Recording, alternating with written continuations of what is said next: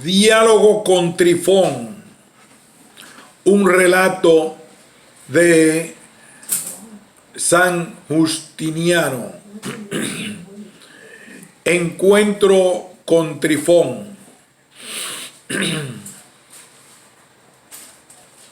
Me paseaba por la mañana temprano por los jardines de Xisto, cuando apareció uno que por allí pasaba, al que otros acompañaban.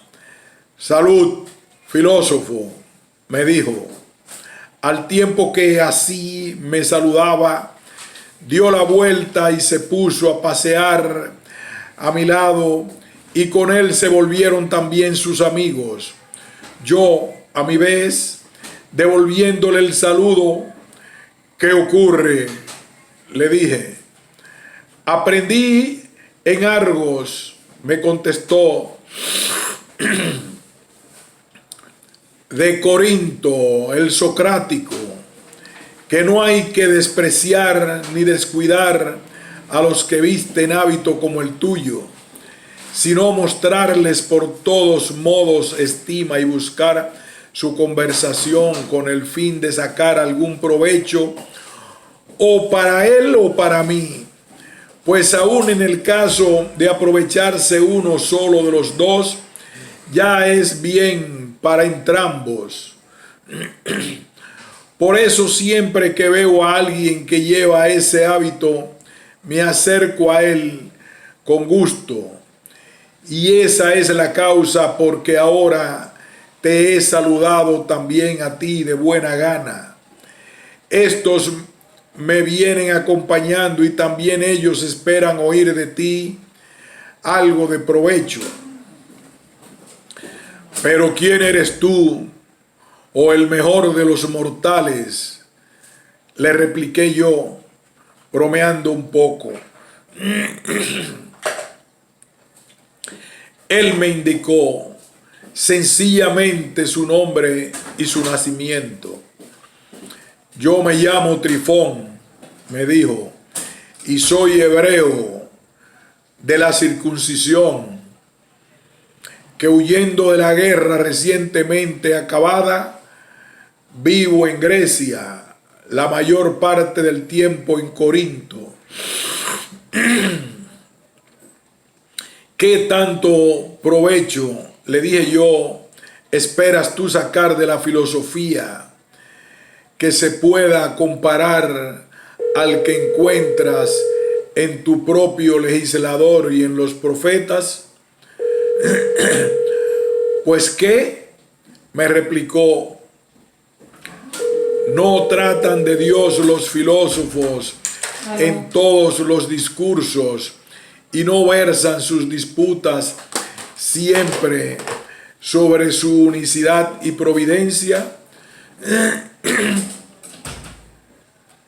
¿O no es objeto de la filosofía el investigar acerca de Dios? Ciertamente, le dije, y esa es también mi opinión, pero la mayoría de los filósofos ni se plantean siquiera el problema de si hay un solo Dios o hay muchos, ni siquiera tienen o no providencia de cada uno de nosotros, pues opinan que semejante conocimiento no contribuye para nada a nuestra felicidad.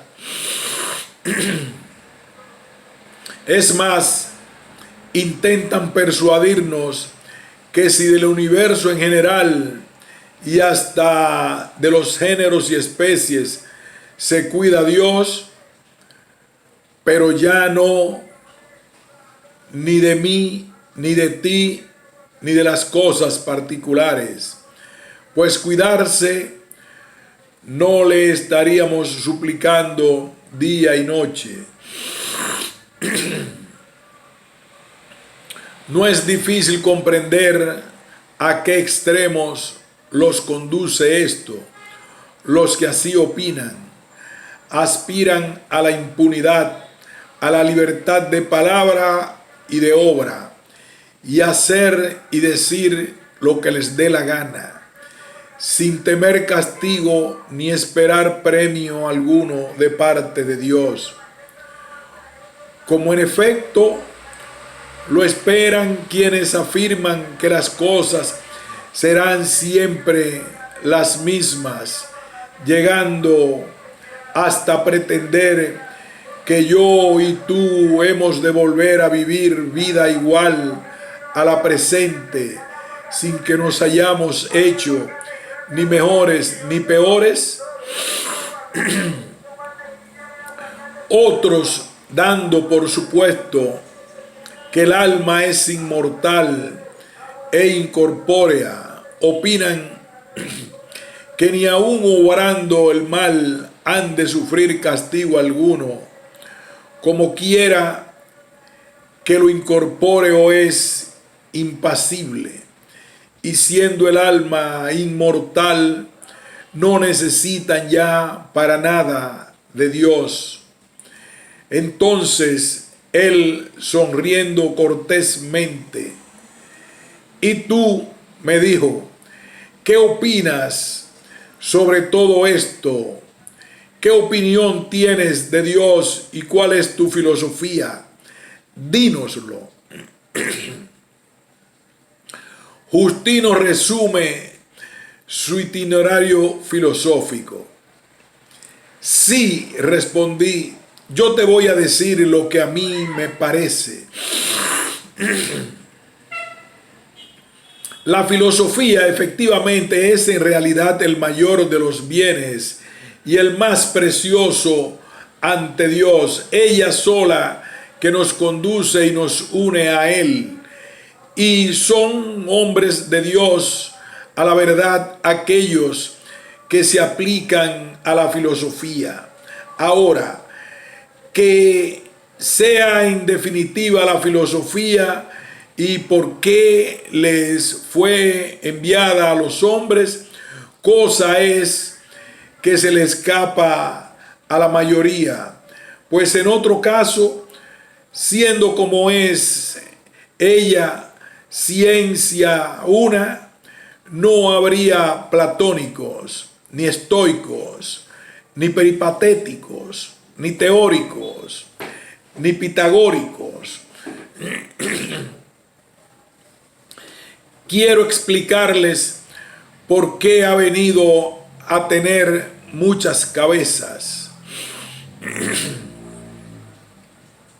El caso fue que a los primeros que a ella se dedicaron y que se hicieron célebres, le siguieron otros que ya no hicieron investigación alguna sobre la verdad, sino que, llevados de la admiración por la firmeza, el dominio de sí y la novedad de las doctrinas de sus maestros, solo tuvieron por verdad lo que cada uno había aprendido de su maestro.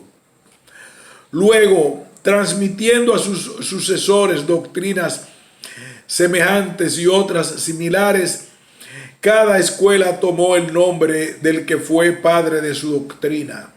Yo mismo, en mis comienzos, deseando también tratar con alguno de esos filósofos, me puse en manos de un estoico.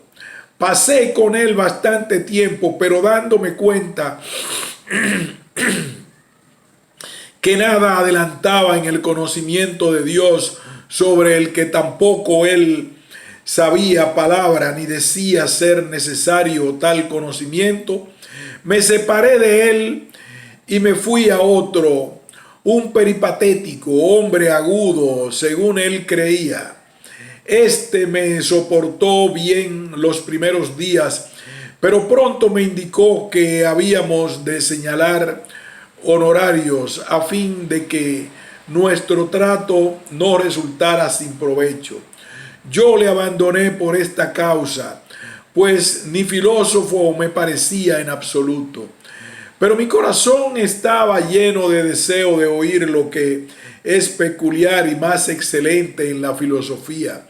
Por eso me dirigí a un pitagórico, reputado en extremo, hombre que tenía muy altos pensamientos sobre la propia sabiduría. Apenas me puse al habla con él, con intención de hacerme oyente y discípulo suyo. ¿Cómo? Me dijo. ¿Ya has cursado música, astronomía y geometría? ¿Te imaginas que alguna vez vas a contemplar una de aquellas realidades que contribuyen a la felicidad sin aprender primero lo que puede separar el alma de lo sensible y prepararla para lo inteligible, de modo que pueda ver lo bello en sí y lo que es en sí bueno?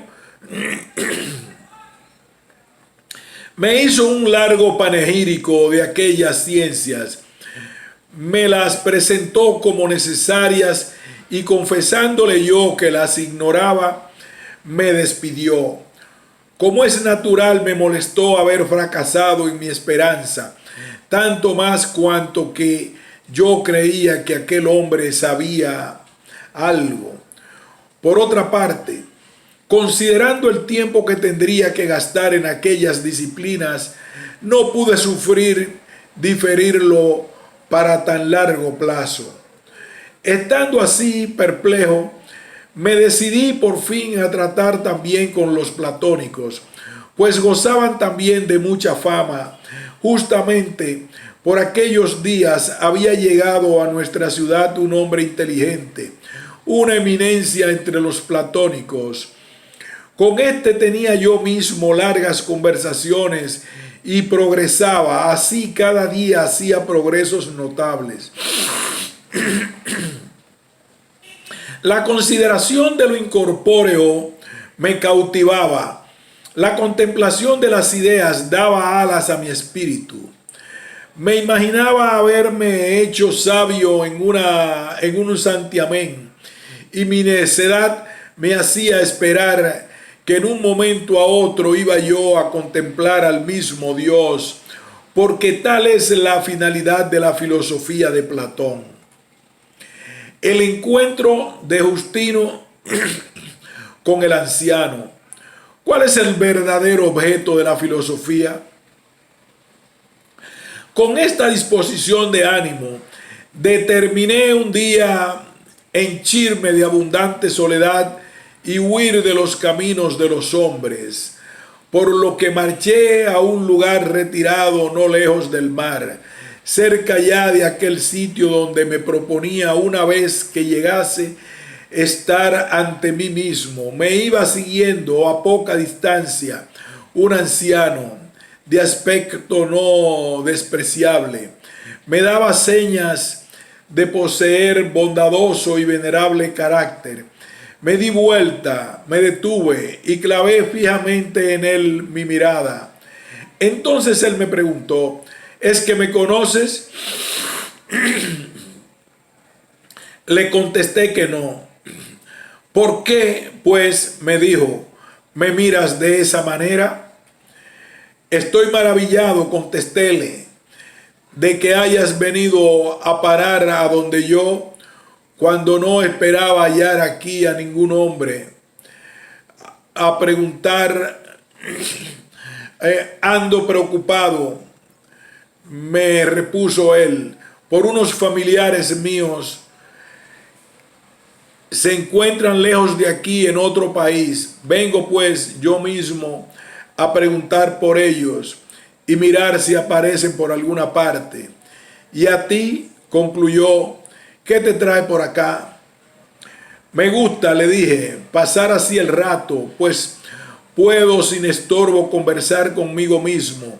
Y es así que, para quien siente gusto por la razón, no hay parajes tan propicios como estos. Luego tú eres, me dijo, un amigo de la razón y no de la acción y de la verdad. ¿Cómo no tratas de ser más bien hombre práctico que no sofista?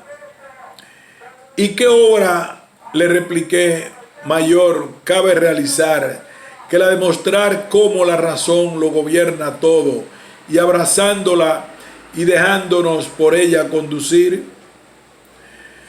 Contemplar el extravío de los otros y que nada en su género de vida hay sano ni grato a Dios? Porque sin filosofía y la recta razón no es posible que haya sabiduría. De ahí que sea preciso que todos los hombres se den a la filosofía y ésta tenga por la más importante y más preciosa obra, dejando todas las otras actividades en segundo y tercer lugar. Que si se las hace depender de la filosofía, aún podrán pasar por cosas de moderado valor y dignas de aprobación. Pero si de ellas se separan y sin su compañía son inoportunas y vulgares para quienes las realizan. La filosofía, pues, me replicó, ¿produce felicidad? Ciertamente, le contesté, y sola ella. Pues dime, prosiguió, si no tienes inconveniente, ¿qué es la filosofía y cuál es la felicidad que ella produce? La filosofía, le respondí, es la ciencia del ser y el conocimiento de lo verdadero, y la felicidad es la recompensa de esta ciencia y de esta sabiduría. Y por tu parte, ¿a qué llamas tú el ser? Me dijo. Lo que siempre es del mismo modo e invariablemente, y es causa de la existencia de todos los demás. Esto es propiamente Dios. Tal fue mi respuesta, y como mostraba gusto en escucharme, prosiguió preguntándome,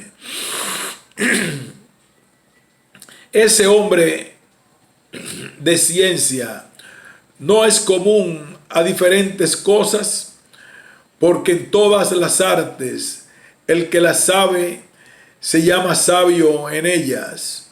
Por ejemplo, la estrategia, la náutica, la medicina, en lo referente a las realidades divinas y humanas, ¿no pasa lo mismo? ¿Hay alguna ciencia que nos procure el conocimiento de las cosas mismas, divinas y humanas, e inmediatamente nos haga ver lo que en ellas hay de divinidad y de justicia? Claro que sí, le respondí. Entonces, ¿es lo mismo saber del hombre o de Dios que saber música, aritmética, astronomía u otra materia semejante? De ninguna manera, contesté. Luego, no me respondiste bien antes, me dijo él, porque hay conocimiento que nos vienen del aprendizaje y de cierto ejercicio otros, por la visión directa. Por ejemplo, si alguien te dijera que hay allá en la India un animal de naturaleza distinta a todos los otros, si lo que es así o asá, múltiple de forma y de color vario, no sabrías lo que es antes de verlo, y de no haberlo oído a quien lo vio, no podrías decir de él ni una palabra. Cierto que no, le contesté.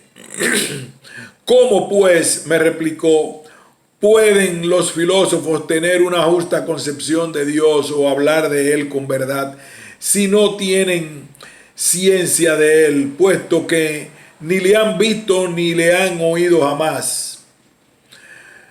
Pero la divinidad, le repliqué, Padre, no por los ojos, que para esos filósofos lo divino es visible, como los otros vivientes, sino solo comprensible por el pensamiento, como dice Platón, y yo lo creo.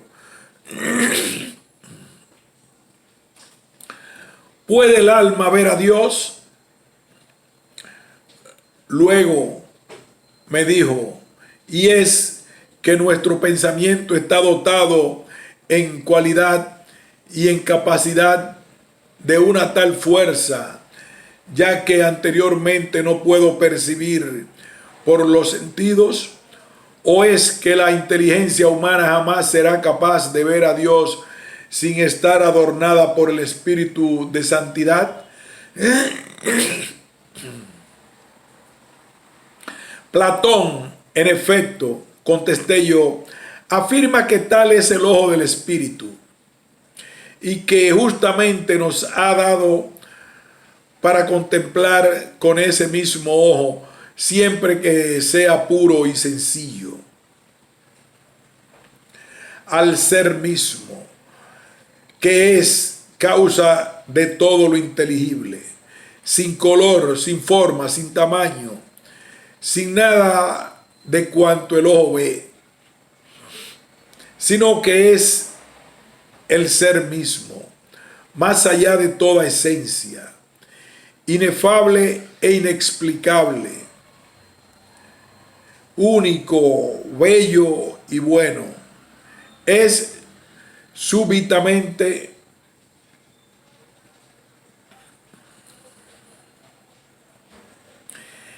que las almas que están naturalmente bien dispuestas tienen la intuición por su finalidad y su deseo de verlo. ¿Cuál es entonces, me dijo, nuestro parentesco con Dios? ¿En qué el alma es también divina e inmortal y una partícula de aquel soberano espíritu? ¿Y cómo aquella ve a Dios? También podremos nosotros con nuestro espíritu alcanzar a comprender la divinidad y gozar desde ahora la felicidad. Absolutamente, le dije. ¿Y todas las almas, preguntó, de los vivientes, tienen la misma capacidad o es diferente el alma de los hombres del alma de un caballo o de un asno? No hay diferencia alguna, respondí, sino que son en todos la misma. Luego también, concluyó, verán a Dios los caballos y los asnos, o le habrán ya visto alguna vez. No, le dije, pues ni siquiera le ve la mano la mayor parte de los hombres, a no ser que se viva con rectitud, después de haberse purificado con la justicia y todas las demás virtudes. Luego me dijo, no ve el hombre a Dios por su parentesco con él, ni porque es espíritu, sino porque es sabio y justo. Así es, le contesté, y porque tiene la facultad con que conocer a Dios. Muy bien, es que las cabras y las ovejas pueden cometer injusticia contra alguien, contra nadie en absoluto, le contesté. Entonces, replicó, según tu razonamiento, también estos animales verán a Dios. No, porque su cuerpo, dada su naturaleza, le es impedimento.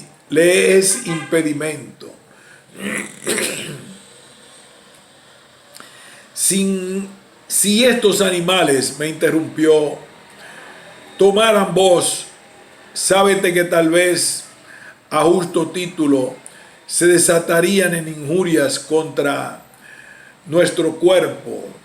Pero en fin, dejemos ahora eso. Y concedido como tú dices, dime solo una cosa.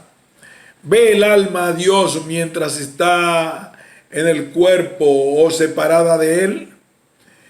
Incluso, respondí, aún estando el alma en la forma de hombre, le es posible llegar ahí por medio del espíritu.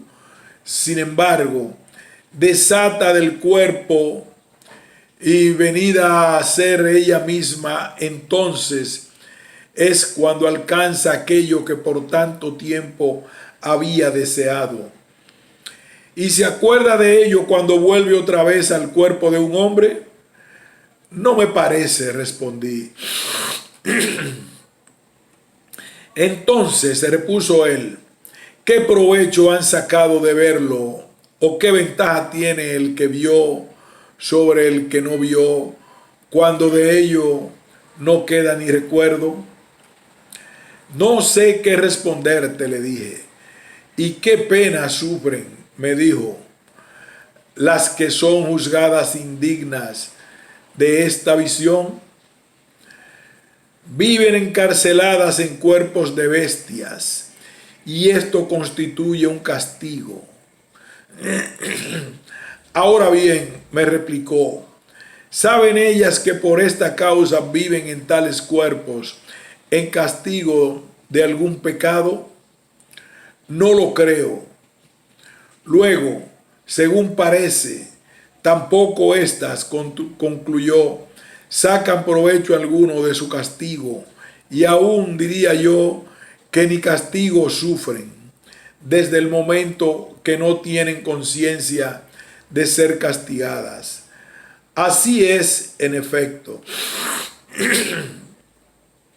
En conclusión, me dijo, ni las almas ven a Dios, ni transmigran a otros cuerpos, pues sabrían que ese es su castigo y temerían en lo sucesivo cometer el más ligero pecado. Ahora, que sean capaces de entender que existe Dios y que la justicia y la piedad son un bien, también yo te lo concedo. Tienes razón, le contesté. El alma no es una naturaleza inmortal. Así pues, nada saben aquellos filósofos sobre estas cuestiones, pues no son capaces de decir ni qué cosa sea el alma. No parece que lo sepan. Tampoco, por cierto, hay que decir que sea inmortal, pues si es mortal, claro es que tiene que ser increada. Sin embargo, le dije yo, por increada e inmortal la tienen algunos, los llamados platónicos. Y tú también, me dijo él, tienes el mundo por increado. Hay quienes lo dicen, pero no soy de su opinión. Y haces bien, pues ¿por qué motivo un cuerpo tan sólido, resistente, compacto y variable, que cada día perece y nace, ha de pensarse razonablemente que no procede de algún principio?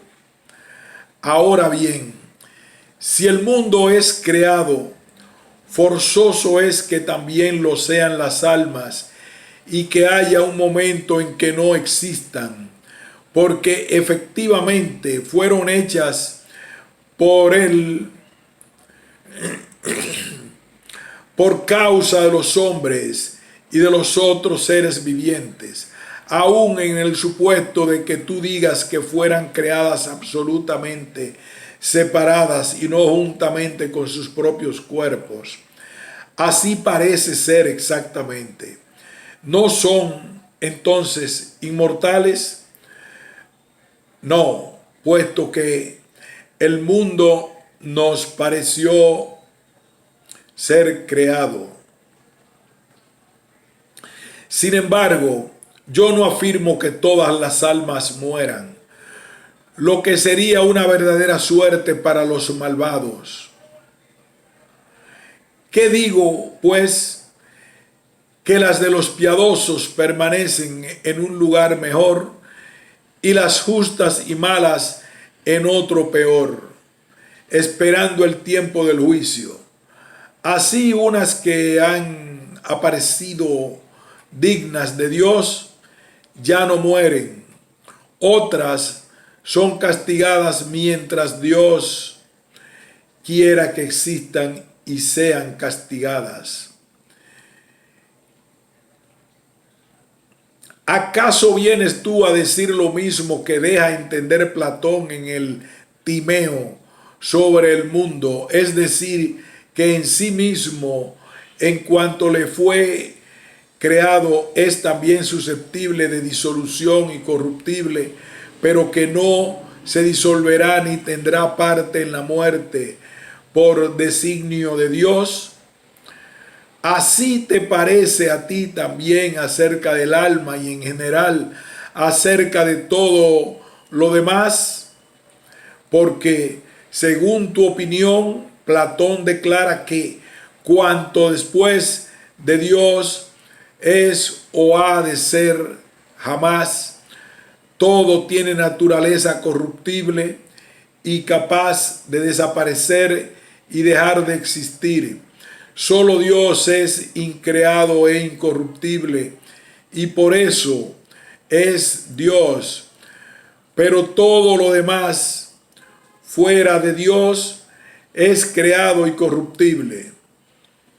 Por esa causa mueren y son castigadas las almas, porque si fueran increadas, ni pecarían, ni estarían llenas de insensatez, ni serían ora cobardes, ora temerarias, ni pasarían voluntariamente a los cuerpos de cerdos, serpientes o perros, ni fuera tampoco lícito de ser increados obligarlas a ello. Lo increado en efecto es semejante a lo increado, y no solo semejante, sino igual e idéntico, sin que sea posible que uno sobrepase a otro en poder ni en honor. De donde precisamente se sigue que el no engendrado no puede ser múltiple, porque si en ello hubiera alguna diferencia, jamás pudiéramos dar con la causa de ella, por más que la buscáramos, sino que remontándonos con el pensamiento hasta lo infinito, tendríamos que parar rendidos en un solo increado y decir que Él es la causa de todo lo demás. ¿Acaso, pregunté yo, todo eso se les pasó por alto a Platón y Pitágoras, hombres sabios que han venido a ser para nosotros como la muralla y la fortaleza de la filosofía? El alma participa de la vida en tanto que Dios quiere que ella viva.